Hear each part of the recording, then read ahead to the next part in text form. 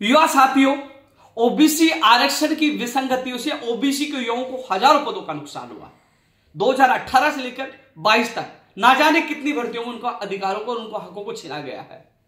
पिछली सरकार में ये सर्कुलर लाया गया जैसे युवा बता रहे, लेकिन वर्तमान 3.5 साल में सबसे ज्यादा हजारों पदों का नुकसान हुआ। युवा त्राही त्राही कर रहे थे, पीड़ित थे, दुखी थे। जब हमसे उनसे मुलाकात हुई, अप्रैल मई में उनसे मेरी मुलाकात हुई, तो 5 मई को हमने इसकी आवाज बुलंद की। सीएमओ के अधिकारी हो या डीओपी के अधिकारी हो, तमाम लोगों से, पीड़ित अभ्यर्थियों के साथ जाकर मिले, लेकिन मिला क्या? आश्वासन। हमने कहा कि 12.5% जो एक्स सर्विसमैन का आप अलग कर दीजिए। कम से कम युवा तैयारी कर रहा है, विज्ञप्ति में पोस्टें बताई जाती है 500 600, और जब ज्वाइनिंग की बारी आती है तो उसको सीटें भी नहीं मिलती। एक बड़ा धोखा होता है, क्योंकि आप पहले स्पष्ट कर दोगे वो तैयारी नहीं कर पाएंगे। ये विसंगतियां दूर होनी चाहिए, 12.5% उनका अलग होना चाहिए और युवाओं को न्याय मिलना चाहिए। मामला बढ़ता गया, आंदोलन जन आंदोलन बनता गया। कई एमएलए से हम मिले और आवाज उठाई, और इस आंदोलन में अलग अलग नेता जुड़ते गए और युवाओं की आवाज बुलंद होती गई। युवा आवाज उठा रहे थे कि हनुमान बेनीवाल जी इस मामले में क्यों नहीं बोल रहे। हनुमान बेनीवाल जी से मेरे फोन पे भी बात हुई। उन्होंने कहा कि चाहे बाड़मेर हो चाहे जोधपुर हो, जब भी गए मैंने आवाज उठाई है, मैं युवाओं के साथ हूं।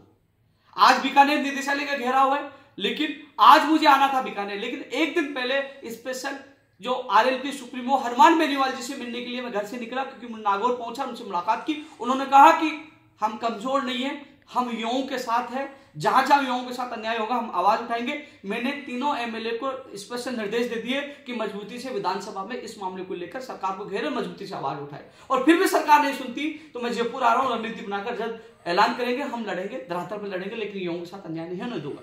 ये विचार थे श्री हनुमान बेनीवाल जी के। धन्यवाद, उन्होंने हमें सम्मान दिया, बात सुनी, और उन्होंने कहा कि मैंने स्पेशल बोला है और आवश्यकता पड़ेगी तो वो सड़कों पर उतरेंगे। तो साथियों, हमारा उद्देश्य यही है कि तमाम लोग जो बड़े दिग्गज हैं, जिनके एक जननेता है, इनके पास लाखों लोगों की भीड़ है, इन सबको साथ लाकर सरकार पर दबाव बनाकर ओबीसी युवाओं को न्याय दिलाने की हम मांग कर रहे हैं। और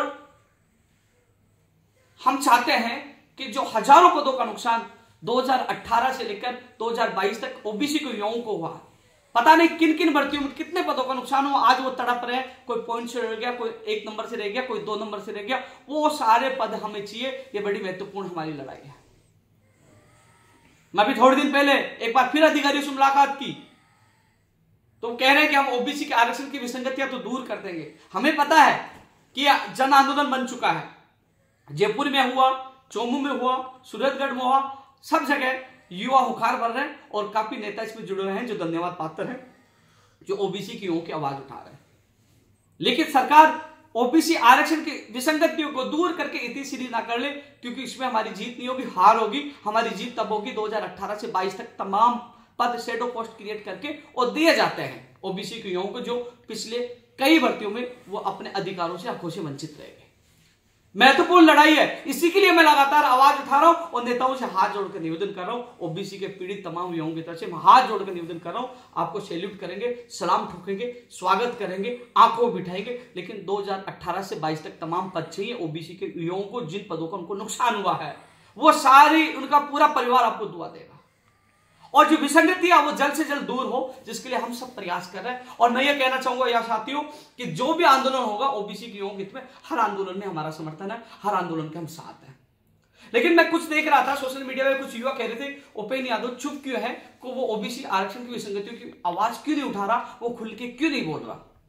तो साथियों, मैं आपको बता दूं, जब कोई भी साथ नहीं था, अप्रैल मई में सबसे पहले आवाज उठाई, मजबूती से आवाज उठाई। जहां जहां मुझे लगा, मैंने हर जगह सोशल मीडिया में आप देख रहे हो, ट्विटर पे, फेसबुक, सब जगह देख रहे हो, मैं आपकी आवाज उठा रहा हूं। और 2 अक्टूबर को गुजरात कूच की जो घोषणा की है, दांडी यात्रा 150 किलोमीटर, सबसे ज्यादा ओबीसी की आबादी गुजरात में ही है, और बेरोजगार विभिन्न मांगों को लेकर हम कूच कर रहे हैं, वहां पर प्रमुख तौर पर यह आवाज उठाऊंगा।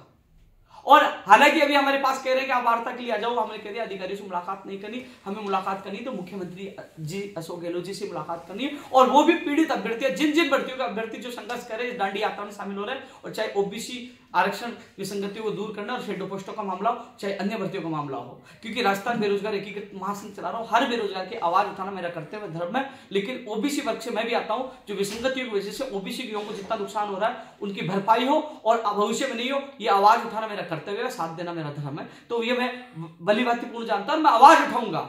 हम कमजोर नहीं है, सरकार को आरक्षण बहाल करना होगा, हाथ में चूड़ी नहीं पहन रखे, लेकिन कहते हैं कि जब सीनियर आगे हो तो छोटे पीछे हो जाते हैं, इसलिए जो बड़े बड़े नेता इसमें आगे संघर्ष करे, आवाज उठा रहे, तो हम पीछे हैं। हमें लगता है कि हमें न्याय नहीं मिल पा रहा, हमें लगता है कि हमारे साथ राजनीति हो रही है, हमें लगता है कि हमें न्याय मिलने में देरी हो रही है, तो सड़कों पर उतरने में भी देरी नहीं लगाएंगे। लेकिन पहले जो आंदोलन हो रहे हैं, इसी महीने में हो रहे हैं, उन आंदोलन को पूरा समर्थन है। हम चाहते हैं कि हमें तमाम पद, जितनों हजारों पदों का नुकसान 2018 से 22 तक हुआ, वो पूरे मिले। ऐसा नहीं कि सरकार कह रही है कि हम 12.5% एक्स सर्विसमैन का अलग कर रहे हैं, हम संशोधन कर रहे हैं उस नियम में, और कह दिया कि हमने ओबीसी के युवाओं को न्याय दे दिया है और हमने ये बड़ा फैसला लिया था। इस पे इतनी सीधी करके ये हमारी जीत नहीं होगी, ये हमारी हार होगी। जीत तब होगी जब उन युवाओं को न्याय मिलेगा जो 2018 से 22 तक हजारों पदों का नुकसान हुआ, तब असली जीत होगी। ये तो हमें पता, आज नहीं तो कल इनको करना पड़ेगा, क्योंकि दबाव बन चुका है। हर राजनेता, हर व्यक्ति इसको आवाज उठा रहा है, विधानसभा में इसकी गूंज दिखाई देगी। हर व्यक्ति आवाज उठा रहा है, युवा आवाज उठा रहा है, सोशल मीडिया पे ट्रेंड हो रहा है। तो सरकार को ये विसंगतियां तो बहाल करनी पड़ेगी, आज नहीं तो कल। हो सकता है इसी महीने में ये कर दे, क्योंकि 2 अक्टूबर को हम गुजरात कूच भी कर रहे हैं। गुजरात कूच 1000 युवाओं के साथ कूच कर रहे हैं, और 1000 युवा, राजस्थान में 50,000 युवा इकट्ठे हो जाओ, गुजरात में 1000 युवा कूच कर लो, और उसमें ये तमाम जो मांगे हैं, तमाम मांगों के लिए हम संघर्ष कर रहे हैं।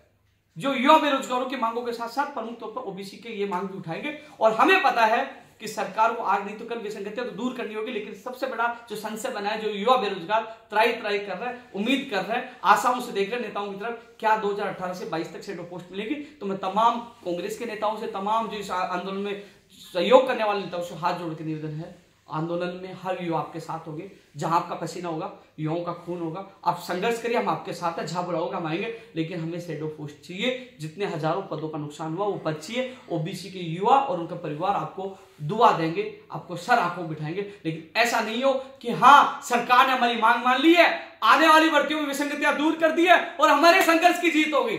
नहीं, ऐसा नहीं चलेगा। इसको न हम माफ करेंगे, न प्रदेश का युवा ओबीसी वर्ग का माफ करेगा, क्योंकि असली लड़ाई 18 से 22 तक जिन हजारों पदों का नुकसान हुआ, आने वाले समय में बहुत कम भर्तियां है, वो पद चाहिए, हजारों पदों का नुकसान हुआ, तब असली जीत होगी। हम सैल्यूट करेंगे। यदि हम एक इसी चीज पे समझौता कर ले कि साहब विसंगतियां दूर कर दो, विसंगतियां तो उनको दूर करना होगा। चुनाव आ चुके 2023 के, ज्यादा दूर नहीं है चुनाव आ चुके।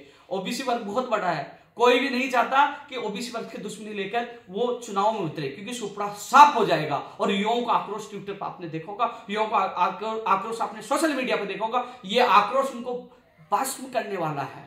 इनको विसंगतियां तो दूर करनी होगी, इनको 12.5% तो अलग करना होगा। करेंगे, आज नहीं तो कल करेंगे। हो सके तो इसी महीने में जल्दी कर दे, करना पड़ेगा ये तो, क्योंकि युवाओं का दबाव है, युवाओं का आक्रोश है और ओबीसी के युवाओं का जोश है। लेकिन सवाल यही है, मैं एक बार पुनः निवेदन करना चाहूंगा तमाम नेताओं से, 18 से 22 तक, 2018 से 22 तक जितने ओबीसी के युवाओं को जितनी सीटों का नुकसान हुआ, शेडो पोस्ट क्रिएट करवाए, उनको दिलाए। वो असली न्याय ओबीसी के युवाओं के साथ होगा, वो असली जीत आप लोगों की होगी, वो असली जीत हम सब युवाओं की होगी। अन्यथा ये हम सबकी हार होगी।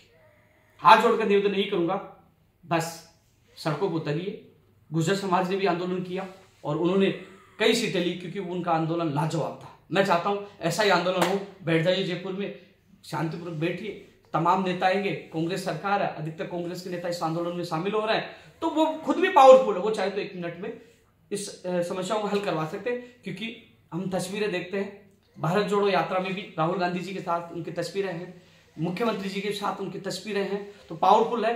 वो एक फोन करवा सकते हैं, एक बात रख सकते हैं, 1 मिनट में समस्या को हल हो सकता है। 1 मिनट में विसंगतियों जो ओबीसी आरक्षण वो दूर हो सकती है, और तुरंत ये जो शेडो पोस्ट क्रिएट करने की भी आदेश हो सकता है। बस यही है कि वो अपनी ताकत का कितना उपयोग कर पाते हैं। लेकिन हम ये कहते हैं कि आपकी ताकत कमजोर नहीं है, आप बहुत मजबूत है, क्योंकि युवा आपके साथ है। लाखों ओबीसी युवाओं की निगाह आपके ऊपर है, लाखों युवा आपके साथ है।